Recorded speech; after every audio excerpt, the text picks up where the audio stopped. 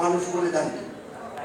চলে গেছে, চলে যেতে আমাদের সবাইকে আল্লাহ তাআলার কাছে আপনাদের কাছে দোয়া চাইব যে তার জন্য আপনারা জান্নাতুল ফেরদৌস নসিব করেন যেন আল্লাহ তাআলা, এবং আমরা যারা বেঁচে আছি আমাদের জন্য আল্লাহ তাআলা যেটা বলে মুসা সাহেব বলতেছেন যে রব্বানা আফরিগ আলাইনা সাবরা ওয়া তাওয়াফানা মুসলিমিন, আমাদের সবাইকে ধৈর্য ধরার শক্তি দেন এবং আমাদেরকে মুসলমান হিসেবে মৃত্যু দেন।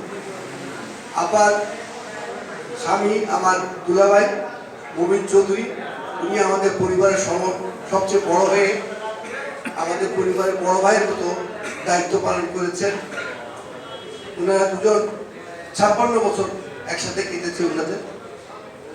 সেই জন্য দুলাভাই আল্লাহর মেহরবানিতে স্বাস্থ্য ভালো আছে। তো আপনারা সবাই দুলাভাই সুস্বাস্থ্যের জন্য তার শরীর যেন আল্লাহ তাআলা ভালো রাখে, এটার জন্য আপনাদের দোয়া করতে বলবো। আমরা সবাই এটা বললেন, আমরা সবাই এসেছি, সবাইকে চলে যেতে হবে, শুধু এটা কোনো ব্যতিক্রম ধর্মী কিছু না, কিন্তু এটার জন্য আমরা প্রস্তুত থাকি।